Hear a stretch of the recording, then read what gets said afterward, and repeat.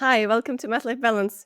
This video is part of a series of interviews with people who popularize mathematics. And today our guest is Jordan Ellenberg, mathematician at the University of Wisconsin and an author of several books that very successfully popularize mathematics. Hey, thanks. Good to be on.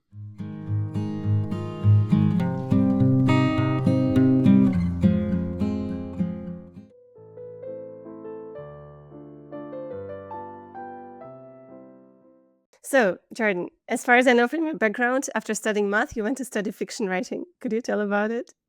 Yeah, and I should say I was studying fiction writing a long time, and that when I was in college, I took like lots of creative writing workshops. So I was writing a lot of fiction. And then, I had applied for a fellowship uh, to study math in England for a year, and I didn't get it. And I was like a little disappointed. And I was like, let me just do something totally different. So I went to Johns Hopkins, which has a wonderful program. It's just 1 year long, so it didn't really take me out of the math world for very long. And it was very useful in two ways. One, it was kind of great to just like spend a year, not just to spend a year writing, but to spend a year where officially what I was a writer. It gave me a lot of confidence to sort of later describe myself as a writer, having spent that year around people who were full-time writers, and that was what they were going to be. But two, I really missed math a lot, and it was good to know that. It was good to have that piece of self-knowledge because math is very difficult, right? So, I mean, when I was in grad school later and even after, when there were moments where I was like, "Oh my god, like, math is incredibly frustrating," I just realized I, like, wasted 2 months doing something that wasn't gonna work, whatever. It was very nice to have that knowledge that when I wasn't doing math, I missed it every day and wished I were doing it. Oh, this is so relatable. So last year I was a talk steward, and while I complained a lot that had to spend all the time like doing teaching and admin and so on, and I had like not enough time for math at all, I realized I miss math, which I didn't know before because before I had all the time in the world to do math, and so I also didn't. I talk to a lot of students who I think have that fear. They're like, "Oh, I have these other interests, but, what if I spend a year doing something else? What if I spend 2 years doing something else? Like, I'm gonna fall behind." That's their concern. And as an adult, I say, like, "Look, like, you're deciding whether to start your PhD journey at 21 or 23. Like, what's the difference? Math is thousands of years old. Like, math is still gonna be there when you get back." But I think of course, when you're that age, it feels like a big deal, like a whole year, right? It's like an eternity. And so, did you feel like an outsider in either area, or like, I, it's an unusual thing to do, I think, still. So I'm curious. I think it was an unusual choice, but I would not say I felt like an outsider in the writing community because, as you can imagine, the writing community is a bunch of weirdos. Like, it takes a lot to be an outsider. No, there was all kinds of people. I mean, there were people who were my age. There was somebody who was like, 40 and had lived on a ranch and had like come back to write her novel. There was like people who had come from corporate jobs. There were like burned out teachers. There was like all kinds of people. So no, it was very hard to be an outlier. And then there were the poets. I mean, they were really weird, come on. But did it significantly improve your writing quality, you think? Oh, yes, definitely, and, like, partly in that, I was just, like, around these, like, really great writers who were, like, both the professors and the students who were, like, reading my work really carefully, and I learned a lot just, like, structurally about how to write, but also just, like anything else, you really spend the time doing it, doing a lot of it every day, and I certainly think, you know writing these books like I write now that are hundreds of pages long, I certainly feel like having spent a whole year writing a novel and really thinking about how to structure something that's that number of words, like that big, like that was very useful. It's a different kind of project from writing 1,000-word piece. Within writing, like, what comes to you naturally, and what's something that you have to work really hard on? Now, that's a very interesting question. I mean, on some level, none of it comes naturally. It's a very unnatural thing to do. I mean, uh, talking is very natural, right? We sort of naturally emit language. Like that's part of our inborn faculties, and we all do it. Um, and then taking that and somehow crystallizing it into words on a page is like a very weird and unnatural thing to do that only is sort of attainable by training and practice. But within that, I mean, it is a very good question. I'm somewhat stalling because I don't have a good answer. That's Uh, great. Then we can watch you think, Jordan. That's what I look forward to. I mean, let me put it this way. I think if you were like, what's easier for me and what's harder for me compared to other writers I know, I don't think I tend to have writer's block. Like, I don't think I tend to be in the position of like, I literally can't think of what I could possibly say. I have a lot to say. And I think what's probably hardest for me is, I mean, to come back to this idea of writing long rather than writing short, is like structure, sort of like really holding a whole big thing in my head. And certainly when I was writing a novel, I had to, by the time I got to the end, I had to go back and completely rewrite the beginning. It had gone in a different direction. I was certainly not able to sort of think of the whole thing at once. I could only think about it by writing it. And my books are that way too. I think there are people who really can have a whole vision for a book and understand how it's going to fit together, and then that's actually the book they write. And for me, I pretend to be like that because you do, of course, have to send the publisher something to sort of tell them what you're going to do, and it's sort of customary to have like an outline. But that is always very different from what the book looks like in the end. I can only think by writing; like I can't think it out in advance, and then that often just requires wholesale modification as I go of, "Oh, I thought I was gonna do this, but actually I'm gonna do that. Okay, something I already did, I'm not gonna use that because 'cause I'm gonna go in a different direction." I mean, that maybe is not the most efficient way to put 100,000 words of prose together, but it's the only way I'm able to do it. Can you notice some patterns in which sense it changes, or it's just random? How it changes from what you planned towards what it became? I think what tends to happen is, partly it's because, like, I find I have less energy for writing about things I already know very well. I find myself doing more research than I think I'm gonna do because 'cause I'm more interested in, like, learning new stuff, um, that I don't already know. But then that, of course, like, takes the book into unpredictable places, books that didn't know I was gonna go when I started writing because, you you see a connection between something you're writing and something else you were. So actually, the thing you said that it's writing is not an as natural process as talking, and it's so funny. So just before our conversation, I spent the morning making like preparing edits for another interview that I made, and now thanks to Riverside, they create an automatic transcript. Now I was really impressed. Perhaps you know that, but I didn't realize that just 1 hour of a conversation is 22 pages of text. And I don't know, to me, it's very weird, right? 22 pages sounds like a lot, right? But 1 hour of a conversation feels like it's short.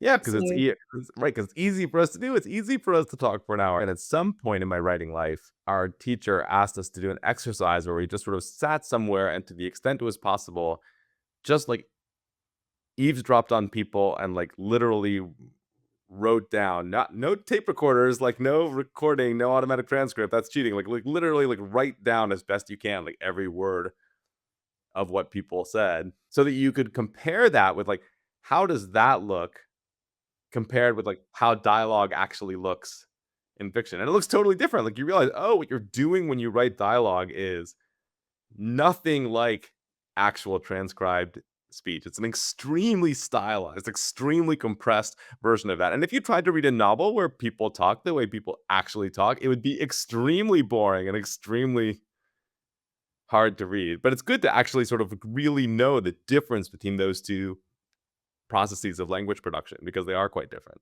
It's like dancing is hard and walking is easy, right? And you're like, well, what's the difference? We all like wake up and we like move our feet back and forth and like go from place to place. Like, why is dancing hard? Okay, it just is hard. Very formalized, crystallized version of that thing that we're born to do. yeah, that's a funny comparison. Is there something that you miss about like pure fiction writing, or you prefer to write about math? I would say that, sort of to my somewhat surprise and pleasure, I've found ways to bring the things I miss about it into my mathematical writing. I mean, the way I write about math, some of it is of an explanatory nature, but much more of it is of a narrative nature. In other words, I've found that the sort of groove where I feel comfortable, or what that I enjoy writing about math, is I would call it storytelling about math. So in certain ways, I feel like I'm constantly bringing in like what I learned about plot, what I learned about character, um, from thinking hard about how novels and short stories work, and I certainly like bring that uh into my math writing because I feel like that's what because I think people respond to it well. I think that's just fundamentally like how we talk to each other. We tell stories to each other. One, it's because people respond to it well.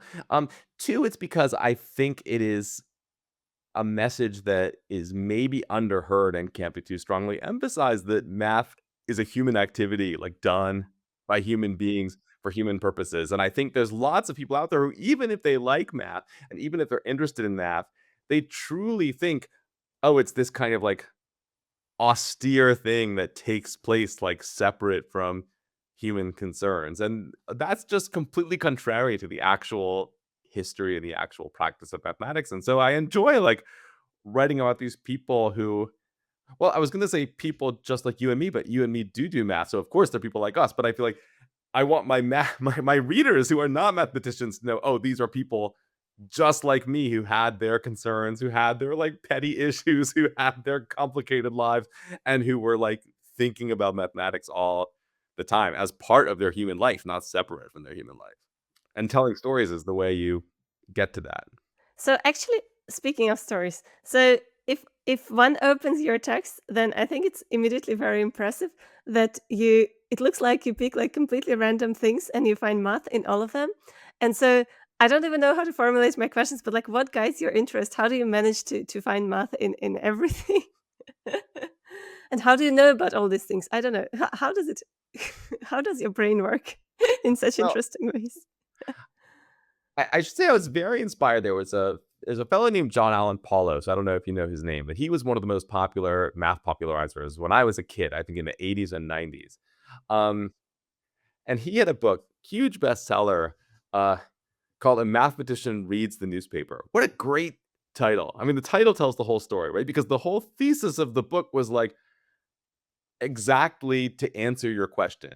It's all right there in the title. In other words, he's saying, this is not a book where I'm like, I very deeply studied the topic and drilled into it in order to like bring back to you the result of my like 50 years in the library studying this thing. No, he's saying, okay, I wake up in the morning, I get my coffee, I read the newspaper.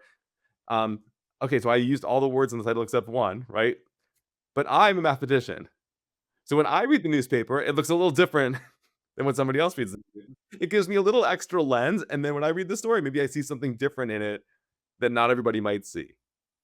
And I think that's a very powerful way of thinking of what it is uh, that we're doing. But it's of course it's only one way of popularizing math, right? What it means is that um, that kind of approach where you're just like, hey, I'm just living in the world just like you, and the stuff I see in the world, maybe there's sort of some funny skew to the way I see it because I have this training and I have this body of knowledge that maybe I can bring this to you and show it to you from this angle that's slightly aslant from the way you would ordinarily tend to look at it. And I think people like that. People want that. And that doesn't, I mean, I think that is the same thing as when, an economist or a painter or like anybody else with sort of some kind of weird special training like talks about the way they see the world. I think people enjoy being slightly pushed out of their ordinary angle of view. But it does mean but it does to some extent limit what I do, right? Because it means that I'm probably not gonna sort of write deeply about like the latest development in number theory or arithmetic geometry. So it's like a little bit separate from my everyday research. Yeah, you know how math is, like everything connects to everything else. So I mean, when you say why are there so many sort of like disparate, random seeming topics in the books, it's because I'm learning about something and then that connects to something else, and then that connects to something else, and then I kind of I want to put it all in there. And who knows? I mean, there are people. Look, the people who don't like my books more, they're like, what the hell? It's just like this guy's like, there's this and there's that, and then there's other thing. Like what's the message? Like, where's the tweet? I want the single sentence that sort of tells me how do you change your life in the next 20 minutes. Like that I cannot offer. Right? I have a different style, and it's more like come with me on this journey. And like I just gotta have faith that if I become obsessed with something and want to spend like a week just like reading about it, that I just got to believe that, okay, that must be because it's actually interesting. And if I put it on the page, like my excitement about it will be transmitted from me to the reader. I see. So I think people who offer to change your life in the next 20 minutes typically take a lot of money for that. So it's good that that you're not one of them. um, but okay, so is it just purely your interest that guides you, or you somehow think about what the audience would want? I had a wonderful conversation with my editor when I first started working with Penguin Press, who's my wonderful publisher, who I love.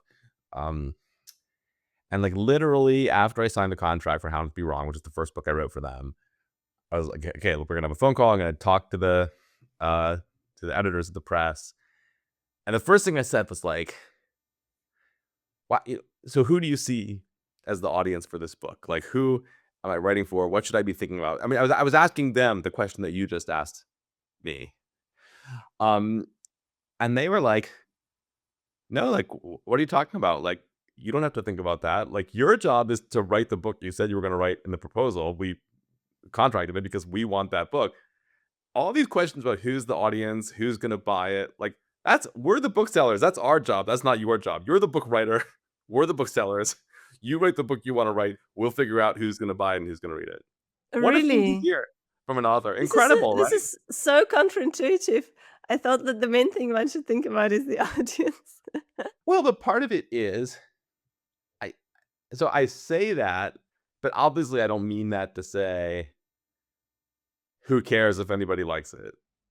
I No, don't I feel that understand, of way. course. It's a lot of work Mhm. to write a book actually, so I Yeah, mean, yeah, of who course, would of want course, of to do it course. Uh-huh. if people are gonna read it? So but I guess I would come back to the thing I just said, which is that I fundamentally feel like human beings are more alike than they are not alike, and so just feel like if I'm excited, then other people will be excited. Like, I sort of have to, like, believe that I'm not that weird, and that if I, like, feel moved to write something, then it must be because there's sort of, whatever electricity I'm feeling, like, is actually there, and it'll still be there once it's, like, turned into words and, like, printed out on paper and, like, mailed to bookstores. It sounds very nice and also contradicts my intuition about actual mathematical seminars where a person is giving a talk and you may sit in the room and not sure like why is that interesting. But yeah, okay, it's not a contradiction. But I No, but that guess is an interesting question because I think don't you think on some level, though, if you go to, like, a really boring seminar and you're not engaged with it at all, don't you have to have some sneaking suspicion that maybe the person themselves is not that excited about their own work and is doing it in a performative way? I I thought think so, the person Jordan. I is thought so. truly Uh, enthusiastic about what they've accomplished. To some extent, that comes through. I thought so. But then I learned that apparently people like experience and show their emotions in very different ways. And so when I'm excited, it's very obvious that I'm excited, whereas other people maybe not so. And maybe that's where the training comes in, right? Because I do think that the training in writing short stories and writing novels is to some extent about, like, how can you convey internal emotional landscape on the page, which again is not a very natural thing to do. Actually, that's an example of something which is hard even in speech, even in our natural inborn linguistic speech capacity, it can be hard to, like, transmit the emotional realities from one person to another. So all the harder in writing. Yeah, actually, so funny. I have formulated exactly that question because I have been thinking recently. So it happened so that um, I I had to experience like changes in emotional perception, and it made me realize that one can feel things completely differently, but we all still use the same words to describe things, like where the intensity of the feeling does not is not expressed in the word that we're using when we say upset or excited or something.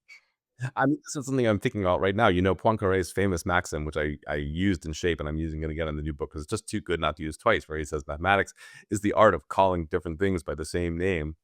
What a deep I mean, imagine it's just not fair that he was such a great mathematician and also so great at coming up with catchy aphorisms. Like, why should anybody be that talented? But I mean, but the point is that this exactly speaks to this question, like, the emotional landscape is, like, continuous and fluid and doesn't have sharp boundaries, and yet we do use words. We say, "I'm feeling anxious, I'm feeling morose, I'm feeling enthusiastic, I'm feeling angry," and expect people to know what we're talking about, and maybe the miracle is that people do kind of know what we're talking about. It's not exact, but, like, words are pretty useful, even though our emotional landscape doesn't fall into like these discrete categories. There's no definition of morose or enthusiastic, right? Yeah, but they're also so vague, like that one person can experience something with intensity like times 30 compared to another person, and we use the same word.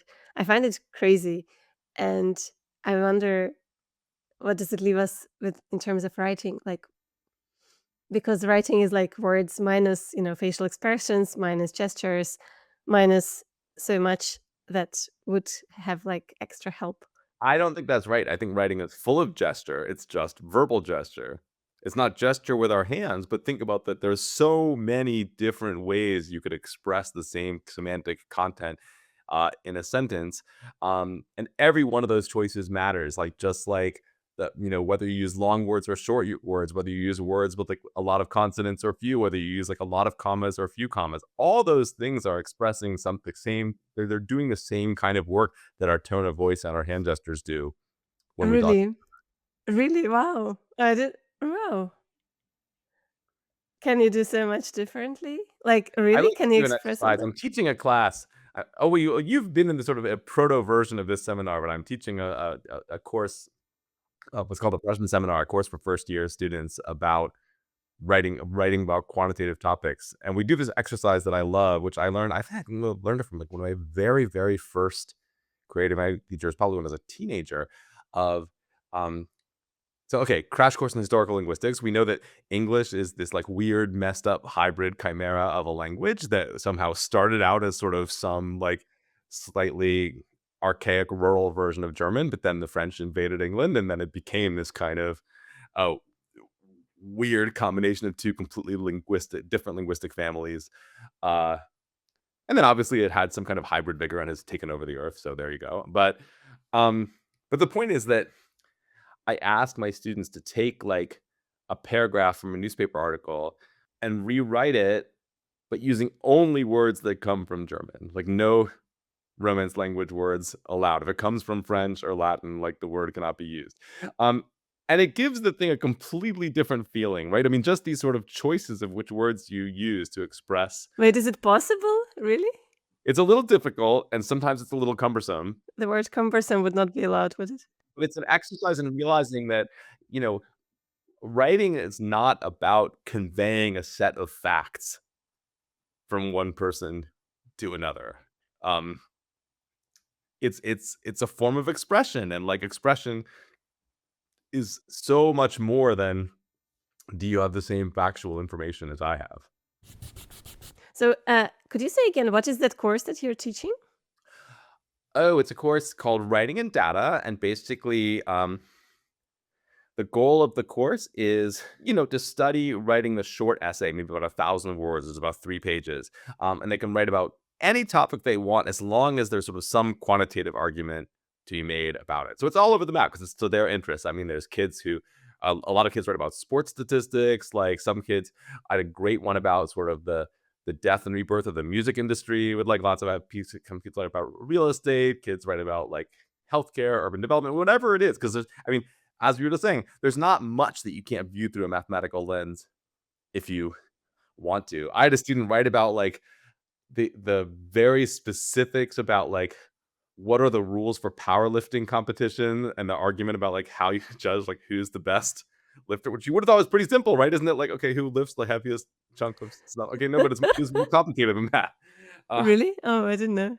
so I'm teaching this course, and part of it is because right, it's this very specific skill, writing about the quantitative. But part of it is that I think that um,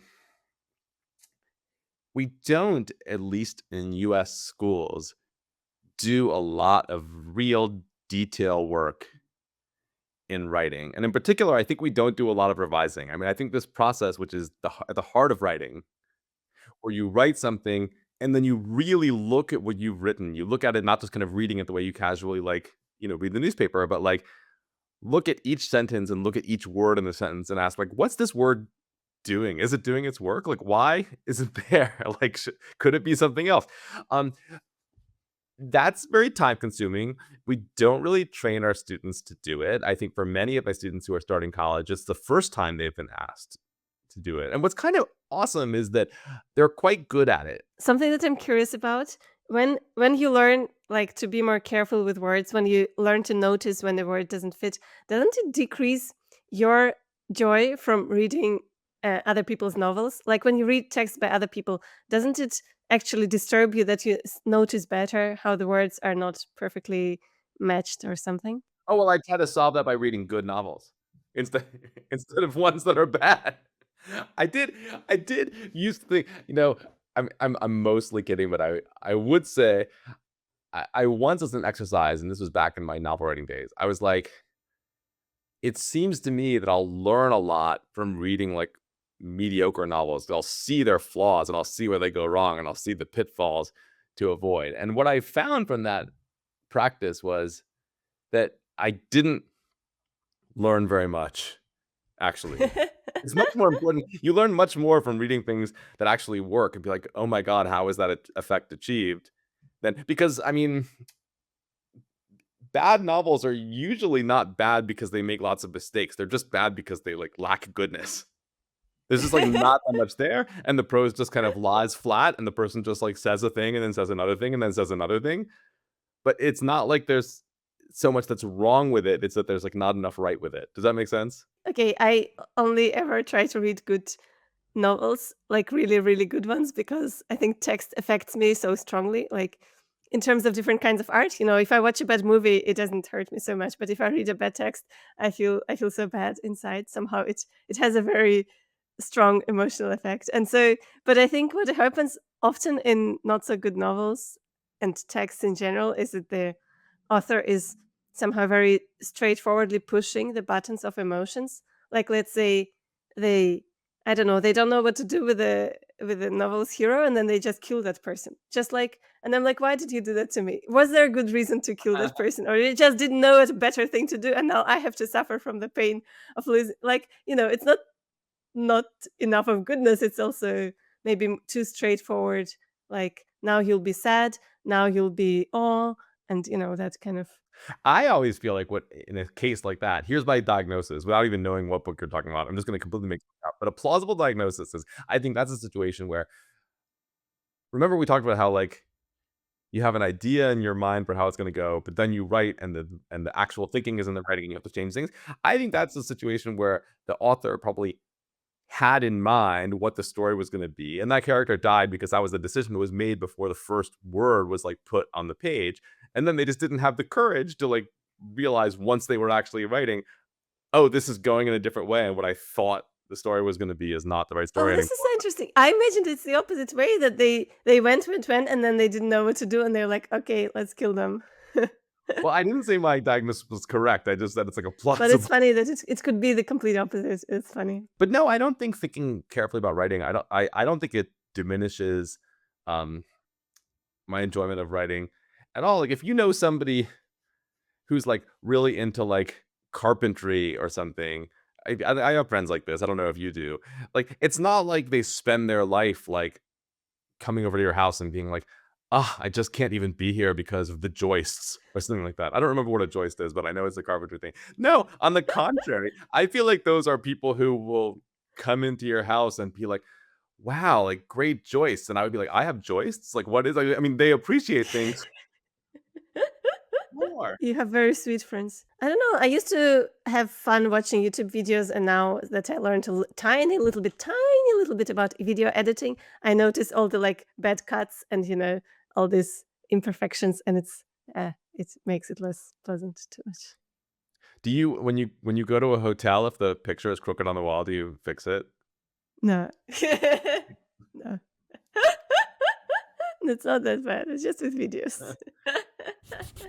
I wanted to ask you, do you want to tell about the workshop that you organized for us, the writing science workshop? Oh, yeah, so the way we know each other originally is because I was experimenting, this was sort of a pandemic experiment or maybe sort of slightly post-pandemic, but I was, but after I sort of learned how to Zoom, a very useful skill that we now all have, um, I'm very interested in what I call outward-facing science. I'm a working scientist. Most of my day is actually not writing, even though that's what we're talking about today. Like, most of my day is like, "Oh my god, so there's a problem with the proof of lemma 3.6.2, and I have to fix it." Like, that's the ordinary course of my day. Um, and I sort of by accident, because of my own weird personal history, like, sort of, like, fell into this avocation of popularizing math and writing popular books about math. I kind of had to teach myself to do it. There was, like, there's no real program, and I sort of learned to do it accidentally and by trial and error. So, I've been thinking a lot about, like, I can see, just because I have lots of friends who are mathematicians and other scientists, that, like, I think scientists want to face outwards and talk about what they're doing, um, to people other than each other.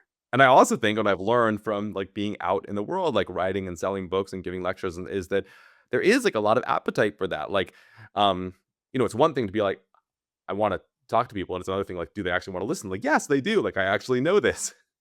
But the question is, like, how do you get there? I launched this workshop because I was very interested in this work. This workshop, different from the course I'm teaching at Wisconsin, which is just for, like, you know any freshman who wants to sign up. Um, this was specifically for people who, like me, are working scientists in various areas, to be like, we know a lot about how to communicate to other scientists. That's like a very specific niche skill with its own rules, and that you sort of, like, somewhat painstakingly learn to do over time.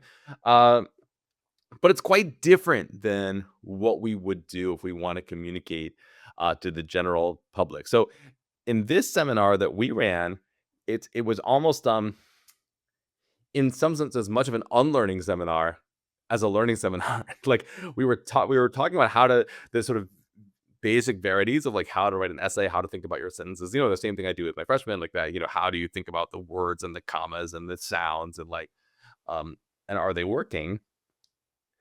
Oh yeah, this is, I mean, I'll just say it. This is not specific to our seminar, but something I learned from the great fiction writer John Gardner, from his book The Art of Fiction. It's very simple, but, like, people don't do it. Is, like, you got to read your stuff out loud. You got to, like, physically take out the piece of paper. You could do it on your screen. It's even better if you have a printout. But, like, literally, don't just imagine saying it out loud. You got to actually, with your mouth and your vocal cords, say the words out loud and see how it sounds. And you will feel it in your mouth if the sentence is not right. If it's, like, hard to say, it's going to be hard to read. And it's very painful, and it's hard to make yourself do it, but it's incredibly worthwhile. And I would say, even now, I'm going to come back to our seminar more. Don't worry. I just, on this digression. Even now, I do my own audiobooks. I record them, at a studio, because I'm a little bit controlly, and I don't want it to be somebody else's voice. And even then, even after the book is finished, and even after I've gone over every page multiple times, my editor's gone over it, and it's finished, and it can't be changed anymore. Even then, when I have the typescript in front of me and I'm reading it into the mic for the audiobook, I still will read a sentence out loud and be like, "Damn it, I screwed that up." Now that I say it again, I realize what I should have said. But And then I might get in trouble with Penguin for saying this. Sometimes I do say it differently from what's in the book. If I'm like, that's what I was about to ask, whether I you screwed secretly up. change it a I little wanna bit. say it the correct way, better than it's gonna be in the so I try not to do it too much, because the audiobook really is supposed to be the book. It's not supposed to be like a revised version of the book. But sometimes I can't help it. I'm sorry. I'm sorry, Penguin Press. But does it not happen to you that you wrote something in the way A, then you changed it slightly to B, and then you read it again and you're like, "Oh, no," and change it back to A? So I don't know if it's Yeah, to me, it all the happens time, of often. Yeah, course. okay. So Because you don't know you don't really know that B's wrong until you write it as B. And then it yeah. needs to sit for a minute, and then you need to look at it again and be like, um I mean, come on, we all repent our life decisions from time to time. Yeah, yeah, no, I'm just saying that maybe if you reread it twice, you know. Usually, if that cycle happens more than once, if you're like, from A, you're like, "No, I think B is better. Wait, no, A is better. Wait, no, B is better." If you already go A, B, what that means is that there's a secret C, and you're not admitting to yourself that you actually have to Mhm. do, like, a more substantial thing, because your mind is telling you there's something deeper that's wrong. Actually, so it's so funny that you're ahead of my questions, but I had a question I wanted to ask you about, given that in this workshop we discussed, so okay, now me as a participant, I can we'll get back there. Anyway, the question I had was, how do you know when the article is ready? And this question is based on the fact that we discussed, so in this workshop, each person had to write this 1,000 word um, general public story about science. And then we discussed it in very big detail, and Jordan would even sometimes like, and others discuss which word to choose, or even where to put the comma. So I wonder, how does one decide when the article is ready? In some ways, they're never ready, right? In some ways, they're ready when you are tired of working on it. I'm a parent. I have 2 kids, one of whom is, like, out of the house and off in college, and it's like, "When are your kids grown up?" I mean, I don't know, they're, like, probably never grown up. I mean, they're always changing, but nonetheless, at some point, they, like, leave your house and they're just, like, out, like, doing stuff. You're like, "I guess they're grown up." I mean, but I don't think there's, like, a sort of hard and fast, "Okay, now that child is fully baked." I mean, I think you just do your best and then hope that when other people see that child or article that they're like, "Oh, that's pretty good." When you said that we were unlearning in our workshop, so could we get back to that, and could you explain, what do you mean? What did we unlearn? Um, what did we unlearn? So, I mean, I think for the working scientists, we unlearned um, defining everything.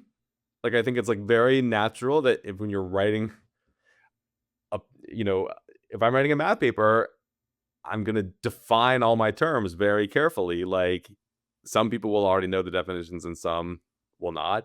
I think in public writing, you have to think about which things really need to be defined for the thing I'm explaining to make sense, and which thing is it okay for the reader to have a sort of more vibes based concept of what they are.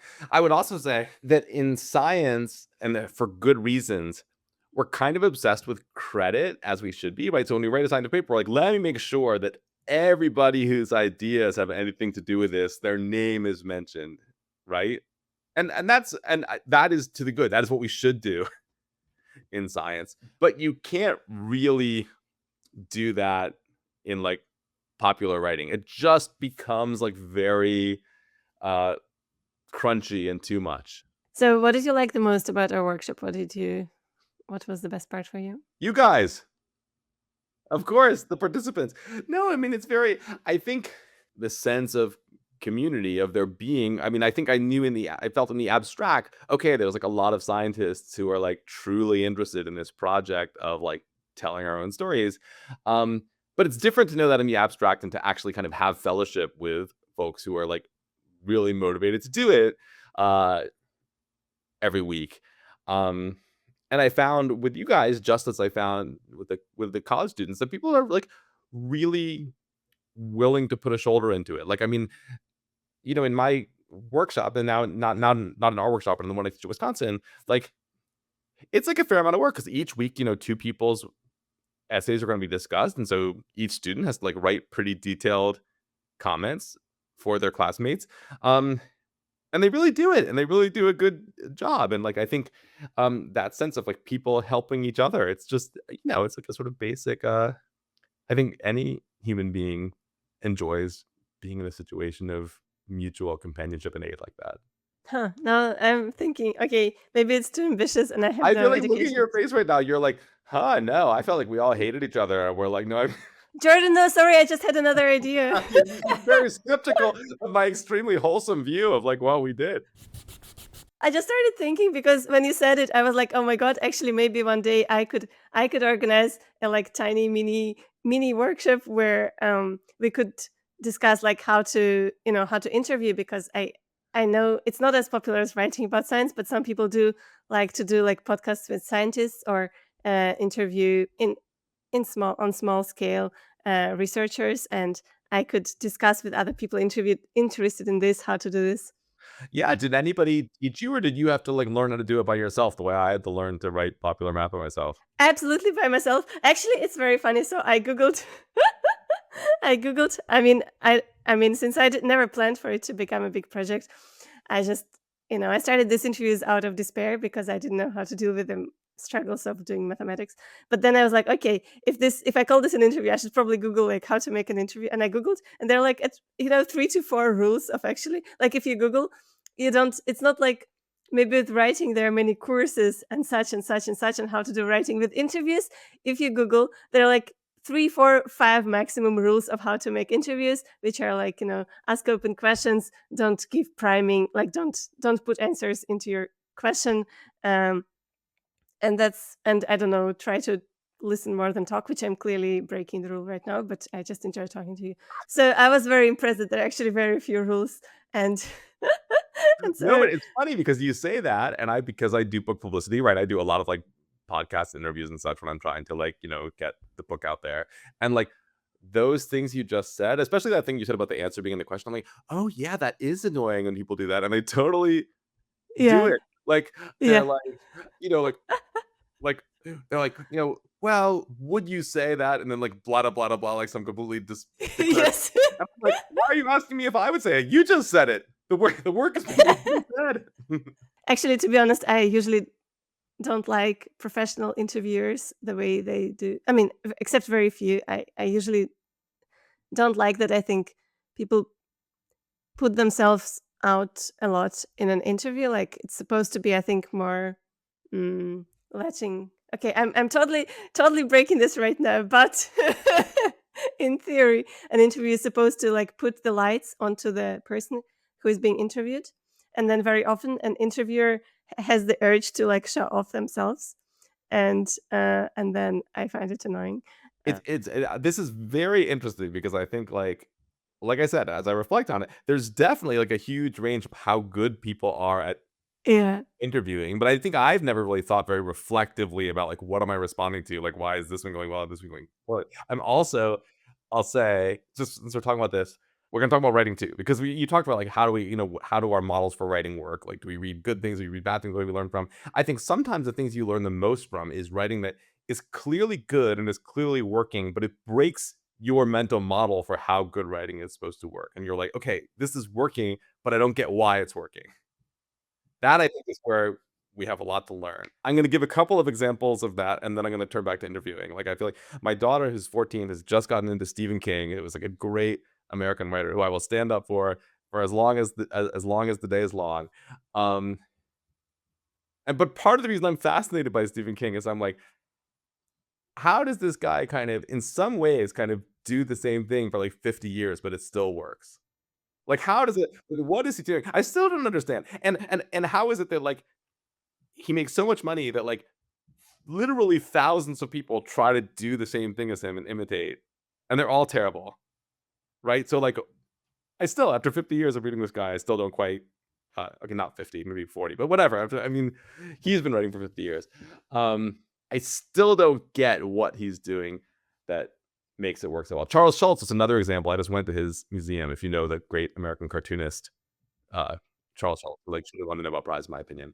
Um, but he also kind of somehow had a thing that he did. It seems so simple, and you're like, why is this so much more compelling than like everybody else who tried to do this? And then finally, I'm going to turn it because thinking about interviewing and what makes a good interviewer. There's a fellow called Mark Maron. I don't know if you know him, but he has had like, yeah, yeah, yeah. I do. so Mhm. he's like somehow the original successful podcast interview guy. And on some level, he does everything wrong. Like his interviews, he's front and center. His weird neuroses are like extremely present in like every single interview that he does. He often doesn't really seem to be listening that much, but somehow it's great. Like I mean, okay, some of them are, maybe it's varied, but I'm fascinated by the fact that I don't understand why his interviews are good. They shouldn't be good. But I think, okay, one thing he does, What I do you think, is think? So that you've listened to him. I want your opinion as a okay, vet me, as interviewer. always, I was Or do you annoyed hate by it? him as I am by other interviewers typically. But I think the thing that is attractive about him, I think he's very vulnerable. Like he's more open to share his own experiences than a typical person is with a stranger. So he's just talking about his personal life out of the blue as if he would be chatting like in a kitchen with his best friend. And he doesn't make a show of this. He's not like, now I'm gonna share this vulnerable moment. No, he's just like casually doing this, and I think it's very attractive, and it's cool. See, that's good. That already you already have more insight into what's making his shtick work. Another thing he does well, which is okay, it's also it's noticeable. So I notice these things because I have read those like 5 rules of interviewing or whatever. So it's very funny how there are so few of them, but you can notice how they're being broken. And another one of them is that you can prepare questions, but you're not supposed to follow like you're it's much more important that you focus on the natural conversation rather than try to cover your questions as an interviewer. And so when one let's say listened yesterday to some interviews you gave on podcasts and like some chats you had on podcasts. And it's noticed if you focus on this, you can notice when a person asks a question because they have prepared that question. And even not just a question, but also you can notice that they prepared a whole like metaphor or a whole like, the when it's clear that it is prepared work that they just put within a conversation, it makes it less natural. And so what this guy does, he does not make this mistake, let's say. So with him, you do not notice this like, oh, here is the beautiful quote that I prepared to ask you this smartly formulated question. Like he does not do that, which feels then more natural and better.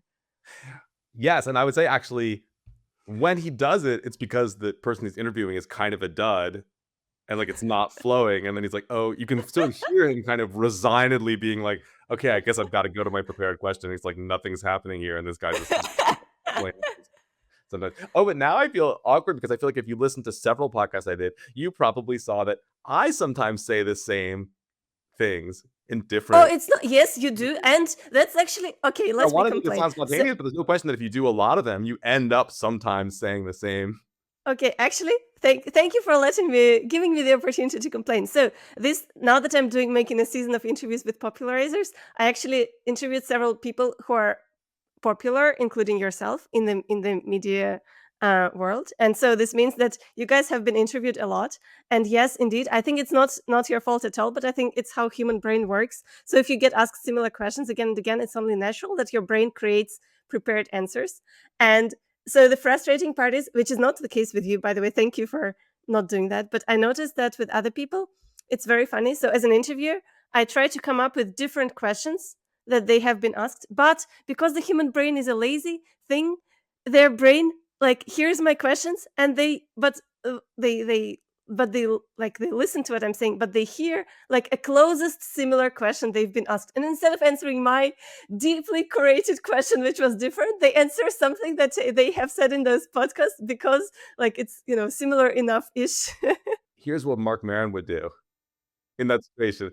Mark Maron would just have no shame about being like, okay, but what I asked you was, he would just, and I wonder if you would ever consider doing that and just being like, I'm just gonna like, um, actually sort of like turn up the dial on conflict a little bit and be like, actually, you didn't answer what I asked you. You gave me sort of a can of tuna. Well, yeah, but I think for me it's very important to not make the person uncomfortable, which is actually another thing that interviewers often do. Not so, maybe less so in US, I'm not sure, but it is a popular way to make an interview like kind of attractive, like catchy, not catchy, how to say, pulling the attention, attracting attention is to be like a little of a jerk with your interviewee, but I don't like that. So yeah, you don't want to if you let the person know how often they don't answer your question but actually say something else, you don't want that. Yes, and I do think that's something that Marin has a very good handle on the knob of how much. I think because he's been in so much therapy, honestly. I think, like, that's probably why he knows exactly how to. But it's funny, this thing you say, "Okay, I have a good story." Like, just thinking about, like, because I don't do that many interviews, but I do some, and sometimes I like moderate the discussion or whatever. So I did a thing with Nate Silver, if you know, in the sort of American, also a popularizer of mathematical ideas. Not a professional mathematician, but sort of somebody who is in some sense in the same kind of market as me. So I did an event with him in San Francisco, a public event where it was like a night with Nate Silver, and I was to sort of ask him questions, but like in front of a whole audience. And I was told, okay, this is audience is very highbrow, like San Francisco people, like lots of tech people. You don't have to be afraid to kind of like go into sort of deep granular stuff. Like they, know quantitative stuff pretty well. And so I was doing it and it was fine. And we had like a whole thing. I felt like it was like, and then about two-thirds of the way through, I had one prepared burrito question because Nate Silver's very first like big project was like a burrito rating system for Chicago. Like he rated all the burritos in Chicago in this kind of quantitative way.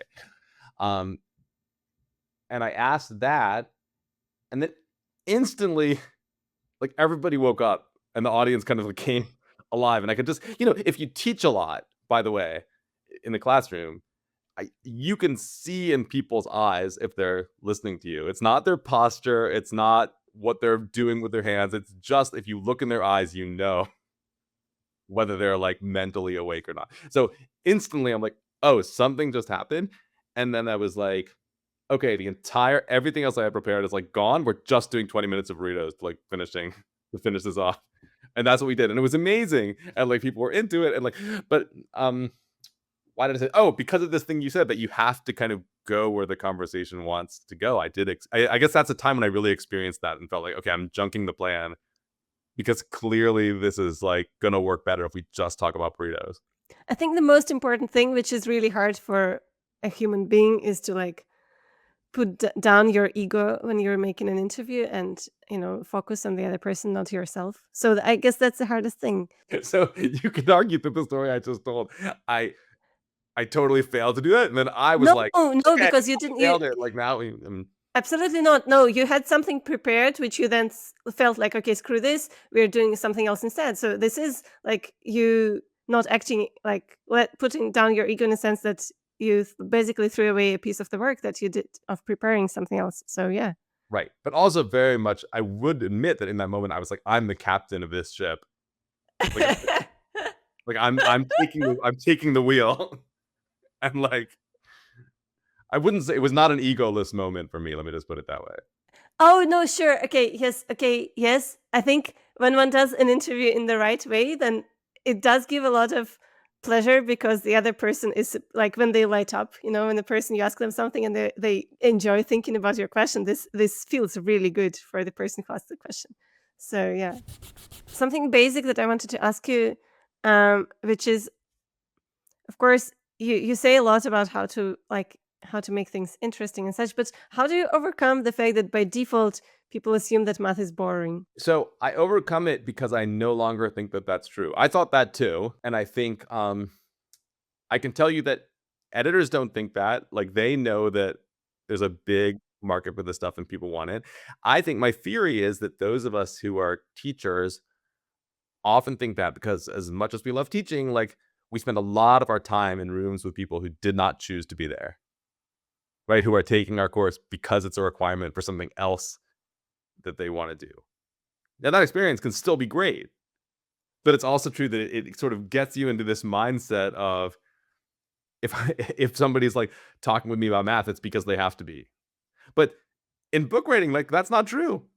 Like, people nobody's making anybody buy my book, right? They buy it of their own free will. So now I sort of see that, like, um, yes, there's, like, a large population of people who will, like, show up for a math talk or will, like, go to the bookstore and, like, on purpose, like, buy a book about math. It's not like their hand slipped and they accidentally bought it, right? They will consciously go and do that. So, no, I actually don't think that people think that math is boring. I don't think people think science is boring. Like, I think, on the contrary, I think people generally like it.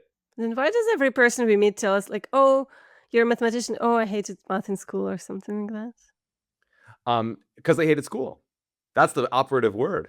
So, right, these are 2 kind of blinkered mindsets that we tend to have as professors, those who are professors. Like, one is this feeling of like, "Oh, people are only wanna talk about math because they have to be there and they're forced to."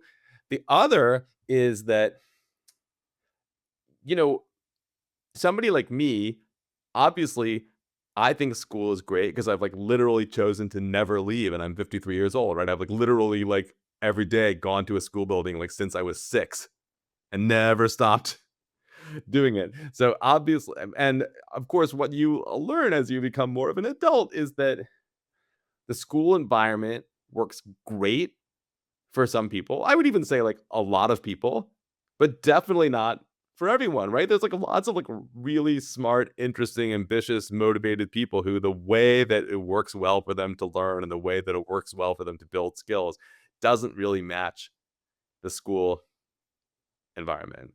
And so I think, yeah, I think that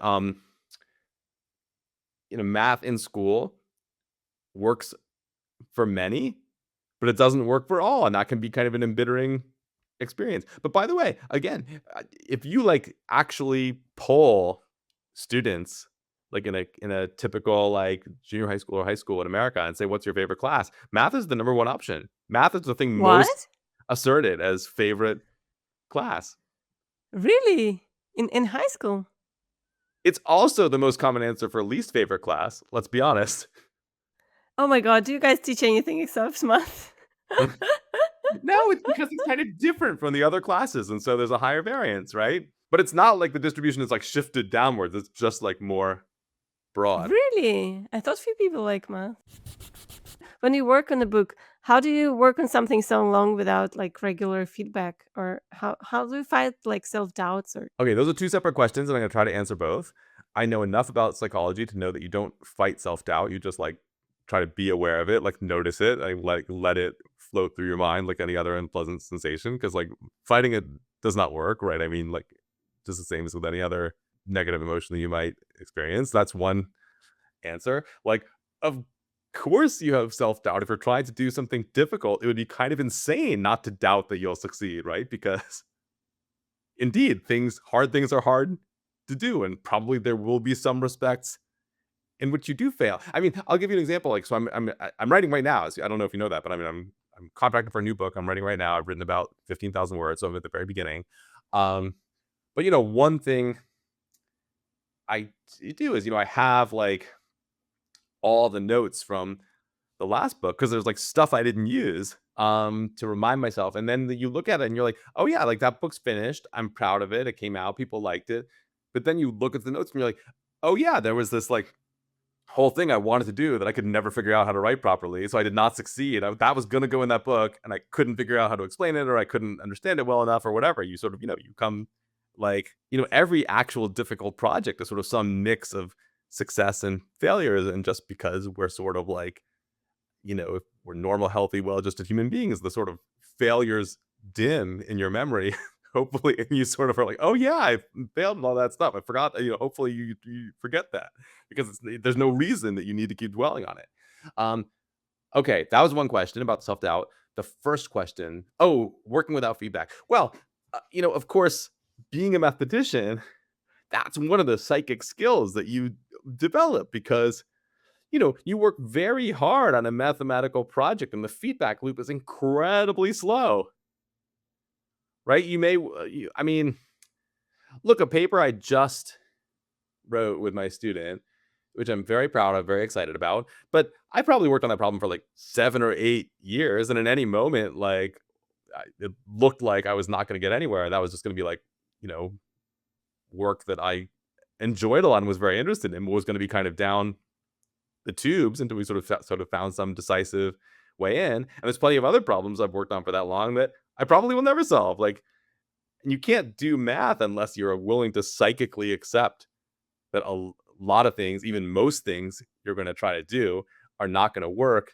And when they do work, the feedback is not going to be instant, right? It's going to be like very slow. Like maybe you do some piece of work that you really are proud of, and maybe it's like 5 years before anybody else is like, "Oh, actually, that's like a useful theorem." Like, and now I didn't really, when you gave a talk about that, I was like, "Why'd you do that? That seems stupid." And then like, um, maybe then somebody finds some use out of it, or maybe that never happens.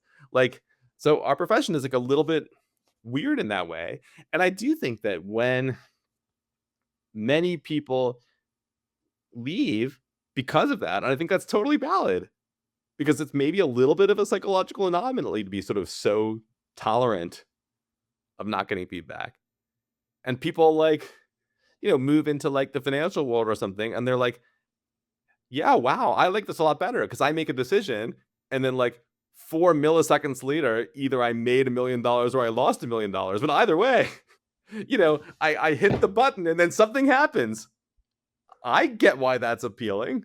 Yeah, I don't know how people manage in math. I only work with collaborators, and so I do get feedback from them. But writing a book, you do it on your own. I actually think that the median writer probably actually shows their pages to people a lot and gets a lot of feedback, whether from the editor who's actually working on their book or their friends or their writing group or whatever. So I think I'm a little unusual in that I tend not to show stuff until I have a lot, until it's almost finished. I show it to my wife, but I don't show it to like other people because I'm kind of controlly and I'm like, okay, if I don't consider it close to finished, like I don't want people to see it.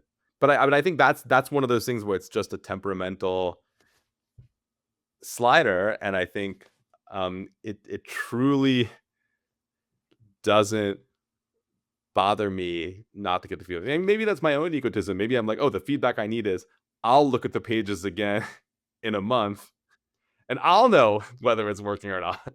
Yeah, or lack of trust to others. I hear you. But don't you think on some level, like, to do science of any kind, I do think you have to kind of have a lot of trust and self-feedback, right? I mean, we think of feedback as something that comes from something else, but, like, certainly to do mathematics, I think you are constantly sort of internally putting pressure on your own thoughts, and you're sort of like, "Oh, I think it'll be like this." "Wait, really? Like, let me question that as if I were, like, another person who you just said that to, and I'm gonna sort of try to put pressure on it and see if that really holds up." I think you kind of build that internal critic, like, over time, and it's an essential part of your work. Yeah, yeah, but it's very loud, so I wonder how to keep motivation to keep, like, fighting with it or ignoring it, as you say, and keep going, Neither without. fighting nor ignoring, being aware of and accepting and taking from it what's useful and not taking from it what's not. Yeah, so I think getting external positive feedback helps to keep going, so I wonder how people do it without it. Well, okay, you raised something very important, which is that I think that, and it comes back to this thing I said about our workshop and about that feeling of fellowship. Like, I do feel like actually, now I'm gonna contradict myself because I feel like I don't show my pages because I'm very controlling about, like, the words on the page, but I constantly talk to people about what I'm writing about, what I'm learning, like, like, what did I learn that, that I learned this week about, you know, Thomas Jefferson, like, mailing a dead decaying moose to Paris, like, which story I did not know and which is, like, relevant to, like, what I'm writing about right now. So I've told, like, 12 people the story about the moose, and that might seem like just me trying to be a raconteur, but it's not. It's me being like, "Let me practice telling this story in a verbal way," because A, that gives me feedback as to whether it's actually as interesting a story as I think it is, and B, it's helping refine how do I tell the story, which parts of it hit, and which parts of it are irrelevant. And so that's not feedback on the writing per se, but it's feedback on the material. And I feel like I completely do that. I'm constantly talking about, like, okay, what am I writing about this week? Like, um, and by the way, okay, to bring it back to Marin, I think another thing that he and I have in common, um, is that he is a master of a very technical enterprise, namely stand-up comedy, which I think, from what I've I was learned just listening to him about so to far. say when you were talking, like, how you share that you're, like, performing your stand-up routine to your friends.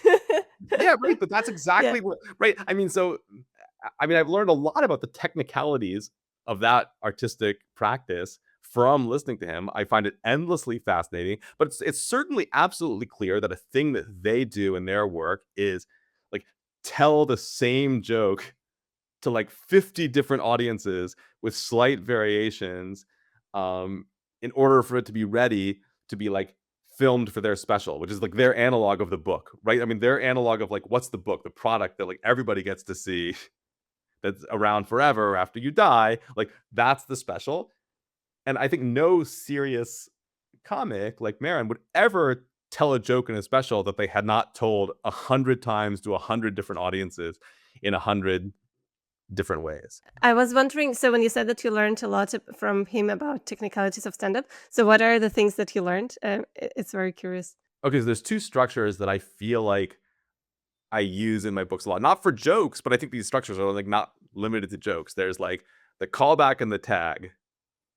So the callback is, like, when, you do a bit, like, you sort of have some joke that you tell or a funny story or whatever, um, and then later in the show, you're sort of telling some other story, and then unexpectedly, you refer back to that thing that you already did when the audience is, like, not, you think, "Oh, we're done with that," and then it somehow comes back. Like, that, I think I didn't know that had a name, but it's, like, a very well-established technique in comedy, and I think my books work that way too, right? I mean, I find it very intellectually satisfying to be like, "I'm writing about this, but actually, oh, remember, like, this person, like, actually, this person is also in this room doing this thing," and it's, like, very, I mean, I find that t to me, I feel like um, that gives the book sort of some sense of unity and some feeling of connectedness, and I think that's probably true for, like, a night out with a comedian too, that it's not just a sort of an arbitrary sequence of things.